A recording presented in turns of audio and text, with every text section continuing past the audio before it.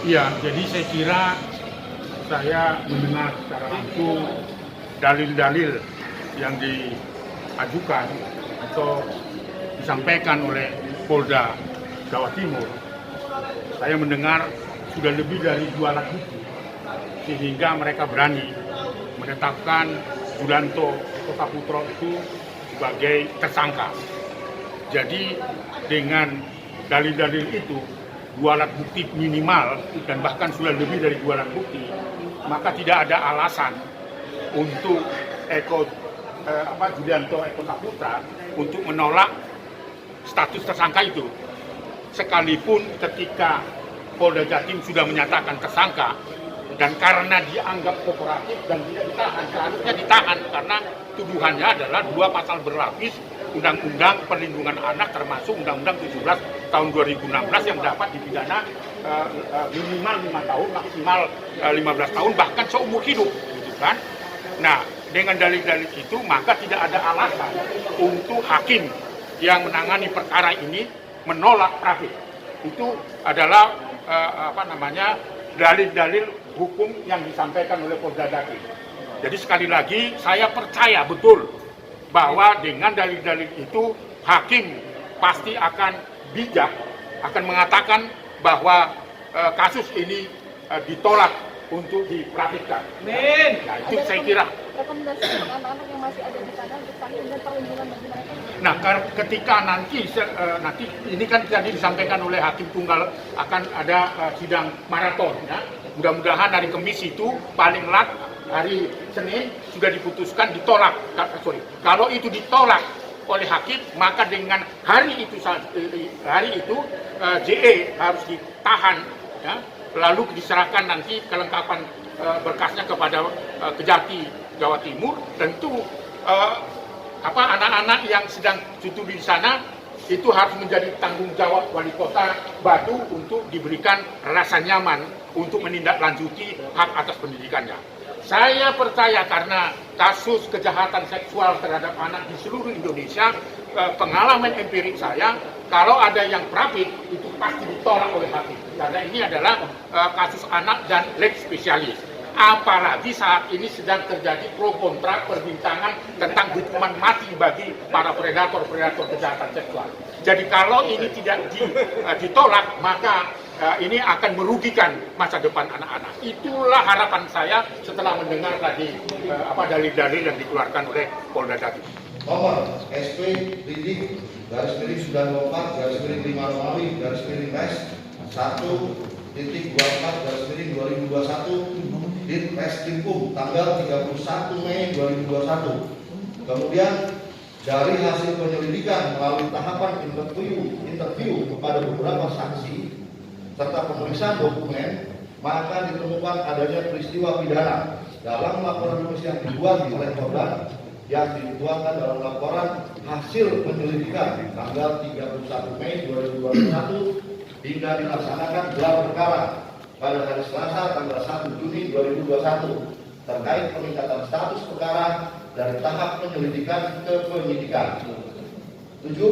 Dengan ditemukannya adanya peristiwa pidana saat proses penyelidikan oleh termohon terhadap laporan polisi yang dibuat oleh korban, maka terhadap petitum pemohon yang menyatakan untuk menghentikan proses penyidikan terhadap perkara aku harus ditolak. Mengingat definisi penyidikan berdasarkan pasal 1 ayat 2 KUHP adalah serangkaian tindakan penyidik untuk mencari serta mengumpulkan bukti yang dengan bukti itu dapat membuat terang tentang tindak pidana yang terjadi dan guna untuk menemukan tersangkanya.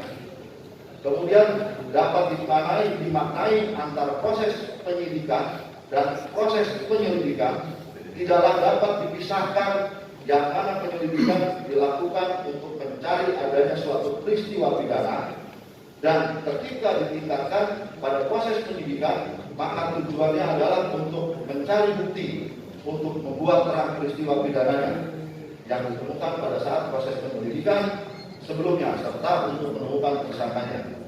8.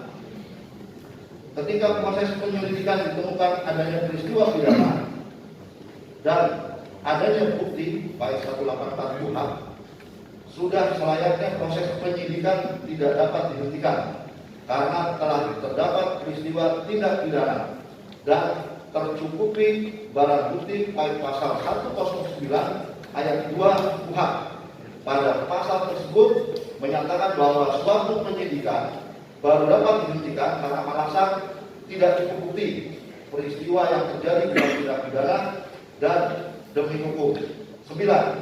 Pada posita dan petitum pemohon dalam kesimpulannya menyatakan bahwa berkas perkara termohon telah dikembalikan kejaksaan kepada termohon. Kemudian hal tersebut dimaknai oleh pemohon bahwa termohon tidak memiliki cukup bukti dan proses penyidikan dan penetapan pemohon sebagai tersangka. Hal ini disimpulkan oleh pemohon atas dalil-dalil sebelumnya. Hal ini disanggah oleh termohon dengan alasan bahwa putusan Mahkamah Konstitusi nomor 21/PU/12/2014 dimaknai dalam hal penetapan tersangka wajib terpenuhi dua alat bukti sebagaimana diatur pasal 184 KUHP. Sebagaimana dijelaskan sebelumnya oleh termohon bahwa dalam pasal 2 ayat 2/4 tahun 2015 sebagai aturan pelaksanaan terhadap putusan MK 21 menyatakan secara eksplisit berbunyi pemeriksaan pra-peradilan terhadap permohonan tentang tidak sahnya penetapan tersangka hanya menilai aspek formil, yaitu apakah paling ada sedikitnya dua alat bukti yang sah atau tidak memasuki materi perkara. Kemudian dijelaskan dalam sidang pra-peradilan nomor pra 35 pidana pra garis miring 2021 PN Surabaya yang dipimpin oleh Hakim Tunggal Martin Ginting Sarjana Hukum Magister Hukum dalam acara pemeriksaan 4 orang ahli yang dihadirkan oleh para pihak saat itu. Para ahli berpendapat bahwa pemeriksaan pra peradilan terhadap penetapan tersangka hanya mengunci tentang adanya dua alat bukti secara kuantitas dan tentang adanya relevansi alat bukti dengan perkara yang ada. Pendapat tersebut kemudian dipertegas oleh Hakim Tunggal bahwa karena pemeriksaan peradilan hanyalah memeriksa formil, oleh karena itu pra peradilan dipimpin oleh Hakim Tunggal hanya dengan rentang waktu 7 hari karena hanya memeriksa kuantitas dua alat bukti dan relevansinya bukan menggali kebenaran material yang seharusnya diperiksa oleh majelis yang berisi 3 orang hakim untuk objektivitas dengan rentang waktu pembuktian yang panjang. 10. Merujuk pada dalil termohon pada poin 8 di atas dan dalil pemohon pada surat permohonannya, dapat disimpulkan bahwa pemohon dalam dalilnya mengakui telah terpenuhinya alat bukti surat visum et retum baik surat permohonan poin 34 huruf B angka 5, kemudian alat bukti ahli baik surat permohonan poin 34 huruf B angka 6 dan alat bukti saksi baik surat permohonan 34 huruf B angka 7 terkait dengan materi dari alat bukti tersebut sebagaimana diuraikan oleh pemohon haruslah dikesampingkan atau ditolak karena telah memasuki materi perkara dan bertentangan dengan peraturan pelaksanaan pemeriksaan pra peradilan terhadap penetapan tersangka sebagaimana diatur oleh Perma 4 tahun 2016 dan responding termohon di atas. 11. Terkait dengan relevansi alat bukti yang diperoleh oleh termohon dalam proses penyidikan perkara aku yang didasari dengan surat perintah penyidikan nomor SIP sidik garis miring 527 garis miring 6 Romawi garis miring res 1.24 garis miring 2021 garis miring SPKUM tanggal 1 Juni dan surat perintah tugas surat nomor SP gas garis miring 1328 garis miring 6 Romawi garis miring res 1.24 garis miring 2021 di Reskrim tanggal 1 Juni 2021 maka diperoleh persesuaian alat bukti dengan peristiwa yang terjadi antara lain.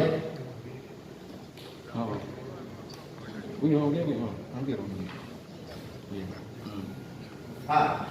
Dalam mencari alat bukti, termohon melakukan pemanggilan dan pemeriksaan 22 orang saksi dan 5 saksi NC yang mana disimpulkan bahwa keterangan pelapor korban saudari Sharon Bella Sandra kemudian diperkuat dengan saksi lain telah terdapat relevansi dan persesuaian tempus serta lokus terjadi suatu peristiwa pidana dengan uraian sebagai berikut. Bahwa sekitar pertengahan bulan Juni 2010 sebelum kakak-kakak kelas pergi ke Singapura sekitar pukul 16.00 WIB, ketika saksi mengangkat jemuran di asrama, saksi tidak sengaja melihat pelapor sedang diciumi bibirnya oleh tersangka di ruang guru dalam kurung saat ini di ruang kesot. Kemudian sekitar bulan Oktober 2018 jam 2.00 WIB, saksi melihat pelapor berjalan terburu-buru di depan kantor Kampung Kid. Saat saksi hanya mau kemana, pelapor menjawab dipanggil tersangka ke kamarnya di Hotel Transformer Center. Pada tanggal 23 Desember 2017 sekitar pukul 2.00 WIB, tersangka datang dan membubarkan latihan show untuk istirahat dulu.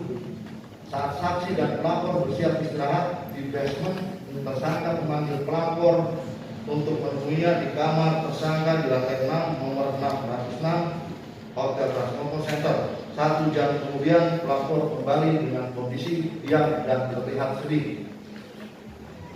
Pada tanggal 13 Januari 2018 sekitar pukul 01.00 WIB, tersangka masuk ke basement dan mencari pelapor. Saat itu tersangka meminta saksi untuk menyampaikan kepada pelapor apabila disuruh naik ke kamar tersangka di lantai 6 nomor 606 Hotel Transformer Center sekitar pukul 02.00. WIB, pelapor kembali dalam keadaan menangis. Bahwa yang telah disetujui dan dikabuli pelapor korban sejak tahun 2011 usia 17 tahun sampai tahun 2018 di 12 tempat tersangka bernama Yulianto Eka Putro atau alias Kojul. B. Dari hasil pemeriksaan diperoleh bahwa selain pelapor yang menjadi korban persetubuhan dan pencabulan, ada 9 orang lainnya yang menerima perlakuan yang sama, artinya pencabulan, dan dilakukan oleh tersangka yang nantinya akan diungkap pada pokok perkara karena saat ini posisi perkara masih dalam tahap penyidikan, sehingga dikhawatirkan jika diungkap fakta material akan berpengaruh pada penyidikan perkara pokok. C. Untuk membuktikan persesuaian subjek hukum dengan pengetahuan korban melalui ciri-ciri fisik sebagaimana diungkapkan dalam BAP korban tanggal 19 Juli 2021. Maka termohon melakukan pemeriksaan ahli forensik yaitu Dr. Mustika, spesialis forensik, yang menerangkan bahwa tidak akan saya bacakan sesuai tadi permintaan pemohon. Nanti dianggap ini setelah dibacakan, begitu ya. Kemudian D. Selain ahli forensik, termohon juga melakukan pemeriksaan ahli psikologi atas nama Sita Gita Alwani, spesialis psikologi, master psikologi, untuk mengetahui kondisi psikologi korban. Ahli menerangkan pada diri pelapor saudari Sharon Bella Sandra kondisinya sudah lebih baik dari sebelumnya, meski terdapat tanda-tanda PTSD (Post Traumatic Stress Disorder), yang mana hasil pemeriksaan psikologis tersebut dituangkan dalam surat hasil pemeriksaan psikologi nomor C /58/6 Romawi/Kes-3/2021 untuk membuktikan bahwa korban dalam kurun waktu 2011 sampai dengan 2018 merupakan anak dan atau orang yang berada di bawah kuasanya, pengasuhannya, dan atau di bawah didikannya, maka termohon melakukan penyitaan dalam surat perintah penyitaan nomor SP Sita Ditreskrimum